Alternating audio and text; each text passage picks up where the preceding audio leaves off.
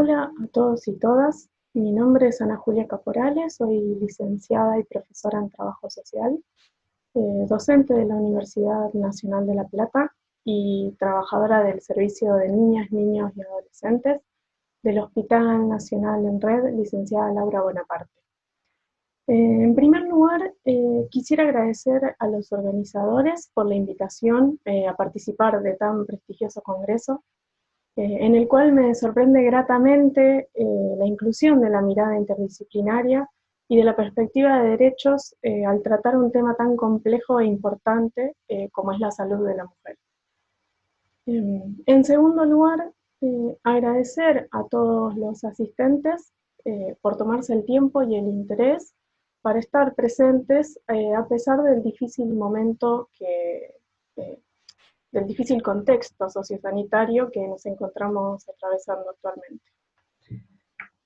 Bueno, al recibir la invitación, conocer al cuerpo de integrantes del presente simposio y debatir sobre los puntos a abordar dentro del mismo, el desafío consistió en encontrar aquello específico a aportar al tema de esta mesa, ¿no? Que es discapacidad, inclusión y salud mental.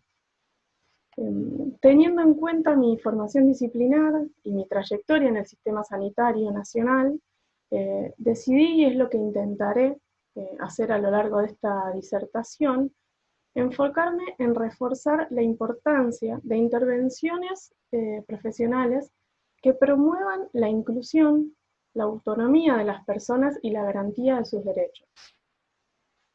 Para ello, en un primer momento desarrollaré algunos postulados respecto del modelo social de la discapacidad y del rol del trabajo social como integrante de los equipos interdisciplinarios de abordaje.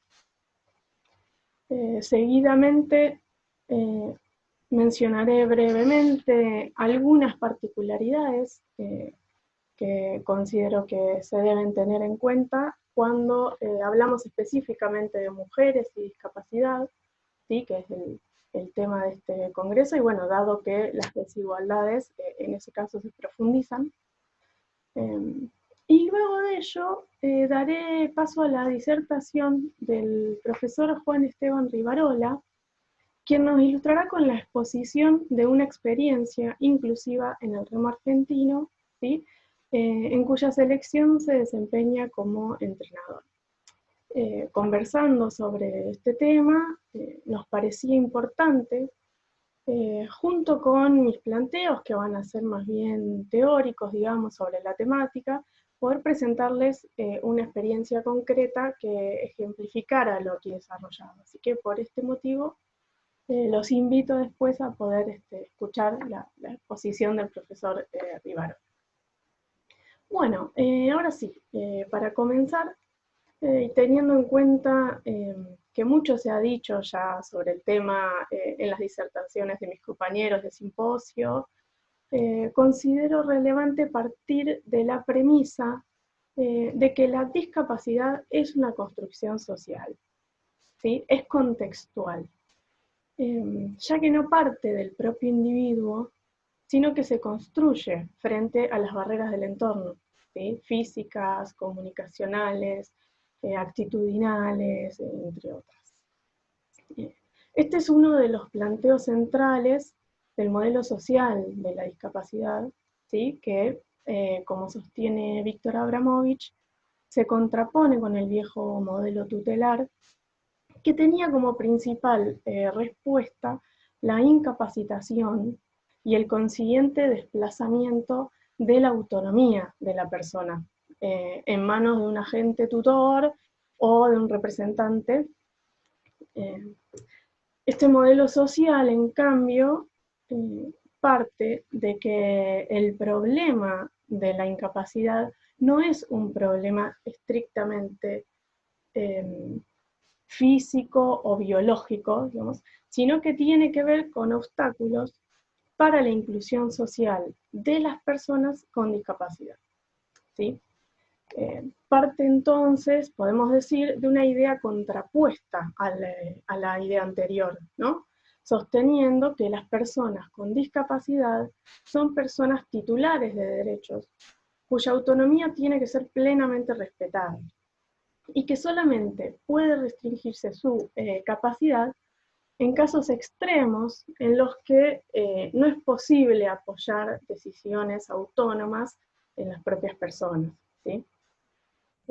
Evita de esta manera el desplazamiento de la autonomía y prioriza un sistema de apoyos para favorecer la escucha y la decisión autónoma de la persona, entonces, cualquiera sea su discapacidad, ¿no?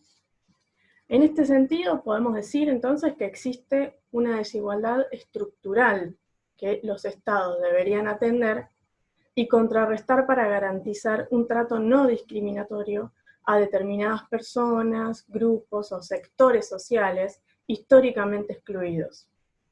Y esto, veníamos diciendo, se relaciona directamente con el modelo social de la discapacidad, sostenido incluso por organismos como la Corte Interamericana de Derechos Humanos.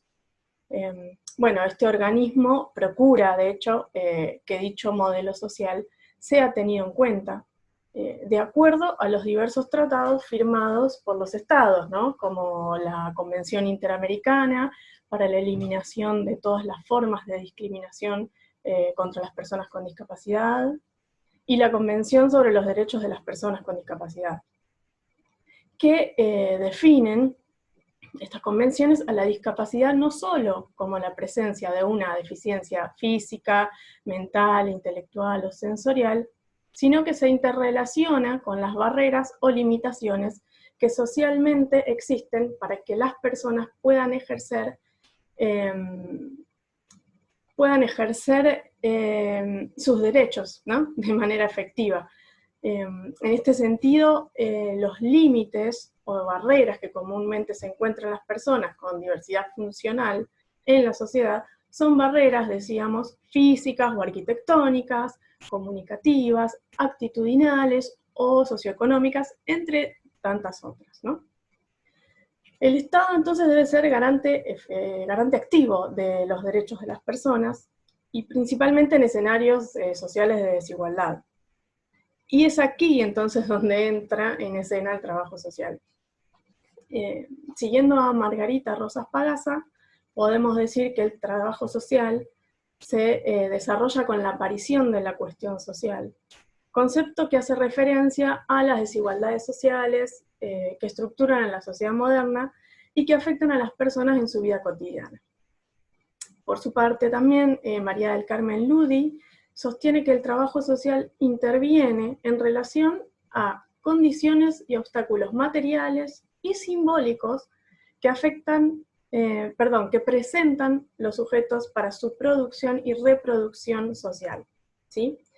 De esta manera, los espacios y los niveles de inserción laboral se relacionan con la expansión de las políticas sociales, ¿sí? El trabajo social, entonces, es atravesado por la lucha, la ampliación y accesibilidad a los derechos y a la conquista cotidiana de la autonomía.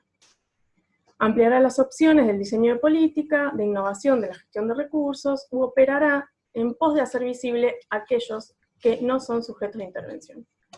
Paula Danel plantea también que el trabajador social en el proceso de intervención contribuye a la construcción de sujetos, por una parte, dice Danel, por el poder de la enunciación y por las respuestas posibles que se despliegan.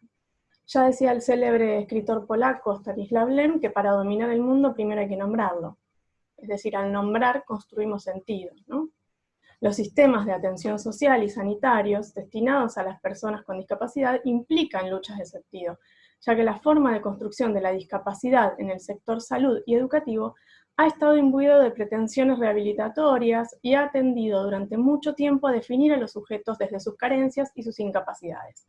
Y es preciso dar esa pelea. La intervención en lo social, sostiene Alfredo Carballeda, al ser ella misma productora de subjetividad, aporta construcciones discursivas, formas de comprender y explicar desde una direccionalidad definida y organizada. Es decir, designa, nombra, califica, y de hecho le da una forma definida a las cuestiones sobre las cuales actúa, dentro de un orden, ¿sí? Una lógica precisada que se va construyendo a través de diferentes normas, de diferentes formas de relación con el otro, el contexto, el escenario, el territorio. Esta dirección, este orden, serán diferentes según los marcos teóricos, conceptuales que se utilicen, ¿sí? Los postulados ideológicos y las influencias de la época de quien interviene. Por ello comenzábamos señalando la importancia del modelo social y de entender a la discapacidad como construcción social a la que cargamos de sentido en cada una de nuestras intervenciones. Como plantea Danel, la performatividad de nuestras intervenciones aparece cuando nombramos a los sujetos por sus déficits o pensamos en términos de trayectorias unívocas, ¿sí? Si nuestras intervenciones consideran al otro como incapaz, como heterónomo, configuramos a los sujetos de nuestra práctica como dependientes de nuestras decisiones. La tensión entre autonomía y heteronomía es constante en nuestras intervenciones, ¿sí? Pero nuestras prácticas deben tender siempre a reforzar en la mayor medida posible los procesos de autonomía y restitución de derechos de las personas. La intervención profesional del trabajo social hace posible desatar procesos que habilitan caminos de autonomía, tomando los marcos jurídicos, normativos y legales como abanico de posibilidades y no como respuestas unívocas. Por ello, resulta imprescindible trabajar desde una perspectiva interdisciplinaria, interinstitucional, intersectorial y comunitaria, ¿sí? A fin de crear y recrear redes que favorezcan la reconstrucción o construcción de lazos sociales entre los sujetos. Alfredo Carballeda sostiene que el lazo social, desde esta perspectiva, construye subjetividad, ¿sí? A través de diferentes modalidades de relaciones, intercambios y formas de reciprocidad entre los individuos. De esta manera, la intervención en lo social transcurre generando desde lo microsocial al encuentro entre sujeto, sociedad y cultura en cada circunstancia singular. La política social en discapacidad va más allá de los planteos técnicos, se debe orientar hacia un proyecto de inclusión social, de reinscripción social, que haga eje en la singularidad de cada sujeto. Las políticas de inclusión, como políticas de salud, continúa Carballeda, pueden proponerse horizontes reparadores, estratégicos y fundamentalmente integradores. Así, la política de salud se construye desde una lógica de reconstrucción de certezas, de recuperación de derechos sociales. En definitiva, lo social de la intervención se aproxima estrechamente a la problemática de la integración, a la búsqueda y recomposición del lazo social perdido. Ahora bien, si a todo lo hasta aquí dicho, digamos, le agregamos la particularidad de que nuestros sujetos de intervención son mujeres, resulta evidente que el panorama se complejiza. Si bien el horizonte de intervención debe ser el mismo, reconstruir lazos sociales, garantizar derechos y ante todo fomentar el ejercicio de la autonomía, no puede dejar de señalarse que generalmente el camino se torna más dificultoso. La sociedad actual presenta otra desigualdad estructural, más allá de la económica, que es la desigualdad de género. Hay una clara desigualdad de poder entre varones y mujeres, y en función de la misma, el deber ser de los sujetos se asienta sobre roles estereotipados, asignados a cada uno de los géneros. ¿Sí? En el caso de las mujeres, el mito del amor maternal, la figura de la mujer madre como predominante, por ejemplo, nos ha colocado en la posición de ser las principales proveedoras de cuidado, no solo a los niños, sino a todo el grupo familiar. Aquellas mujeres que a causa de su discapacidad no pueden cumplir con dichas tareas de la manera en que se espera que lo hagan, suelen ver incrementado su padecimiento. Por un lado, por el sentimiento de culpa que en ocasiones aparece por haber incorporado a lo largo de su trayectoria vital esa idea estereotipada del deber ser, pero además por la fuerte crítica que muchas veces reciben por parte de la sociedad, incluyendo a la familia, a la comunidad y en ocasiones al propio equipo profesional. Asimismo, las mujeres solemos ver restringidas nuestras posibilidades de ser y hacer en función de esa idea estereotipada de buena mujer a la que debemos responder. Esto también se torna un problema, principalmente cuando hablamos de padecimientos mentales que modifican o condicionan las maneras de comportarse. Estos puntos que no pueden dejar de tenerse en cuenta en nuestras intervenciones, y es por ello que no quería finalizar sin por lo menos mencionarlos. Para concluir, quisiera reforzar una vez más lo que he intentado señalar en esta breve exposición, que es que la intervención social en el campo de la discapacidad, entonces, implica la desafiante tarea de disputar sentidos, afianzando redes institucionales y comunitarias en pos de la garantía de derechos y el refuerzo de la autonomía de las personas y particularmente de las mujeres. Y en esta tarea, el principio de no discriminación y la perspectiva de género deben ser el horizonte de sentido que guíe nuestras intervenciones. Muchas gracias. Hola a todos y a todas, gracias por estar presentes y gracias por la invitación. Mi nombre es Juan Rivarola, soy profesor y licenciado en Educación Física, egresado de la Universidad Nacional de La Plata y actualmente me desempeño como entrenador de remo del Club Regatas La Plata y como asistente técnico de la Selección Argentina de Remo Paralímpico. A partir de mi ponencia voy a intentar resumirles mi experiencia en el desarrollo de esta modalidad deportiva que es bastante novedosa y que está marcada dentro de un deporte muy tradicional y en un contexto no habituado al entrenamiento de personas con discapacidad. Pero antes que nada me gustaría hacer un poco de historia y comentarles que el remo es considerado el propulsor náutico más antiguo que existe. Desde el momento que el hombre descubre la posibilidad de utilizar troncos y ramas para trasladarse de un lugar al otro sobre el agua, empieza a desarrollarse un proceso de perfeccionamiento de esta tecnología, llegando a instalarse como parte de un sistema de propulsión de grandes embarcaciones, tanto para el comercio, el transporte o la guerra. Ahora bien, los orígenes del remo como práctica competitiva son poco conocidos y se cree que las primeras competencias fueron desarrolladas en el siglo X aproximadamente en las zonas cercanas al Mediterráneo y en alusión a festivales religiosos, teniendo el primer registro en Venecia en 1315. Recién en el siglo XVIII en Inglaterra empiezan a disputarse de manera regular las primeras regatas de remo impulsadas por los barqueros del Támesis, y a principios del siglo XIX empiezan a aparecer embarcaciones totalmente reformadas y adaptadas a esa competición deportiva. Es a partir de ese momento que el remo empieza a adquirir un gran auge y empiezan a surgir sociedades de remeros aficionados en dicho país. En 1892 se crea la primera Federación Deportiva Internacional, que justamente fue la Federación Internacional de Remo, la FISA, y que precedió a la creación del Comité Olímpico Internacional, la cual tuvo lugar 2 años después, en 1894, y que incluyó el remo dentro de su programa olímpico desde sus inicios. Si bien para ese entonces ya hay registro de mujeres practicando la actividad, las mismas deberán esperar hasta los Juegos Olímpicos de Montreal de 1976, o sea, 80 años después, para poder hacer su debut oficial en las competencias olímpicas de remo. Por su parte, el deporte para personas con discapacidad fue desarrollándose de manera gradual a partir de mediados del siglo XX, particularmente durante el periodo de posguerra, siendo uno de sus principales objetivos la rehabilitación psicofísica de los heridos de guerra.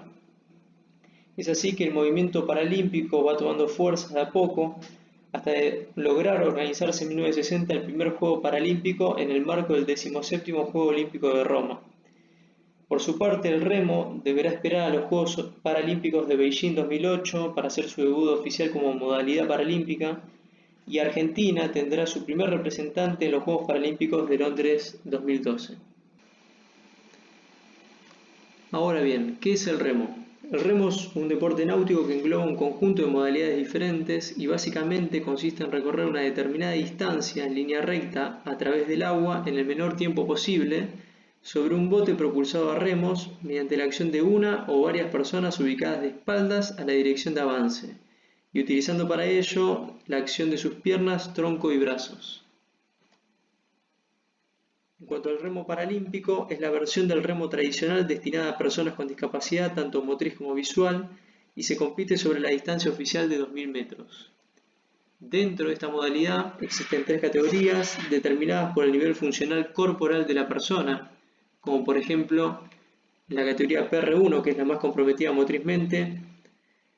En dicha categoría los remeros solo pueden utilizar hombro y brazos para propulsar la embarcación. En esta categoría necesitan un asiento fijo, un respaldar regulable y una faja de sujeción a nivel torácico. Los pontones de seguridad son obligatorios y oficialmente compiten en botes individuales tanto femeninos como masculinos. En cuanto a la categoría de PR2, en esta categoría los remeros solo pueden utilizar tronco y brazos para la propulsión de la embarcación. El asiento sigue siendo fijo, pero en este caso no tiene respaldo, y las fajas y los pontones son optativos. Oficialmente compiten en un doble mixto como vemos en pantalla. La categoría PR3 es la más parecida al remo convencional, ya que pueden utilizar tanto las piernas, tronco y brazos para la propulsión. No hay diferencias en cuanto al material convencional y oficialmente compiten en un 4 con timonel mixto como vemos en pantalla. En ella pueden participar, por ejemplo, personas con discapacidad visual o personas con una amputación de miembros inferior o superior, entre otras.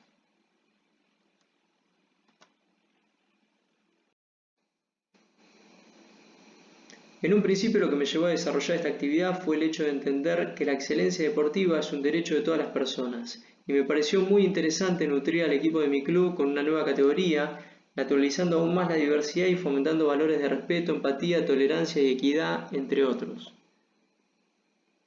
A medida que fui avanzando con el proyecto fueron surgiendo dudas referentes a las instalaciones, a los materiales necesarios, a la organización de los entrenamientos y a cómo sería la inclusión y la aceptación del grupo. En cuanto a las instalaciones me fui dando cuenta que contaba con un edificio que si bien no era perfecto estaba bastante bien adaptado para el desarrollo de esta actividad. El acceso al club no presentaba grandes obstáculos, presentaba baños inclusivos en planta baja y contaba con rampines regulables en altura, lo que facilitaba el embarque y desembarque de los remeros.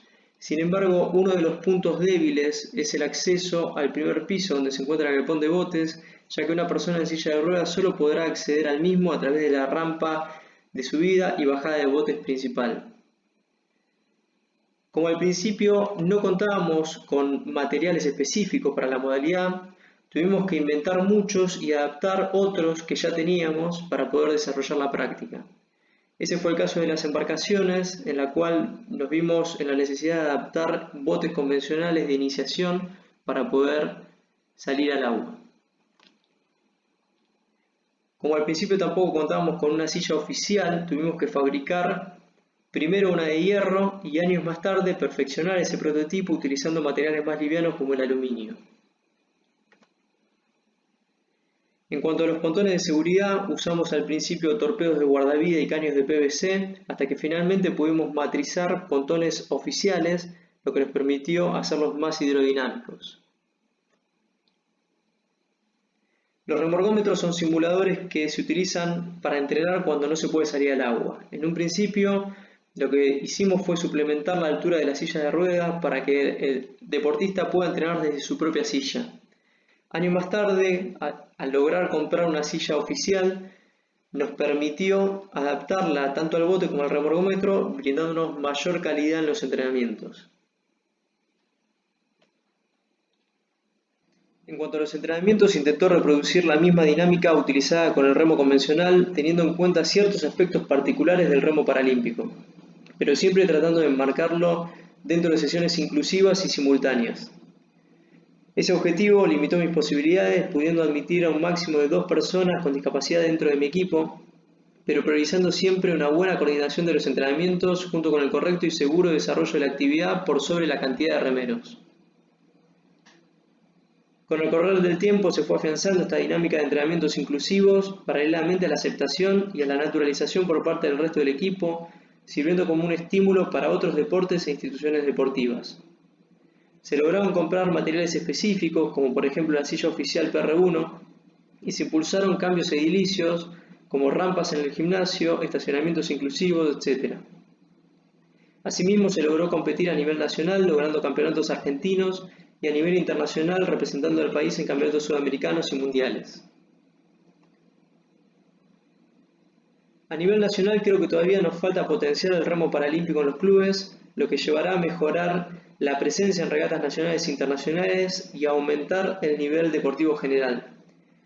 Asimismo, creo que es fundamental el desarrollo de programas y políticas de apoyo para instituciones que desarrollan esta u otras actividades inclusivas. Por último, y a modo de conclusión, puedo decir que este proyecto fue encuadrado bajo 3 aspectos básicos: la visión de un profesor como factor de cambio social, el cuestionamiento de las prácticas tradicionales y el desafío de incluir una nueva modalidad en un ámbito no acostumbrado a ello. En base a esta experiencia, considero que fue fundamental el vínculo con los deportistas a partir de sus individualidades, sin pensar tanto en sus diagnósticos. Por último, creo que una formación en discapacidad se relaciona más con la pérdida del miedo a lo desconocido, la empatía con el otro distinto a mí, la creatividad para dar soluciones, la convicción en los objetivos y la comprensión del valor que tiene la diversidad en nuestra sociedad, entre otras cuestiones. Muchas gracias por su atención.